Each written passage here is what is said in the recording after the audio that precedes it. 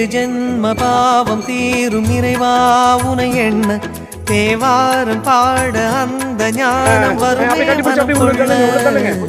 ஆதியான சிவனே சிவஜோதியான சிவனே ஆதியான சிவனே சிவஜோதியான சிவனே ஏழு ஜென்ம பாவம் தீரும் இறைவா உனை எண்ண தேவாரம் பாட அந்த ஞானம் வருமே மனம் கொள்ள.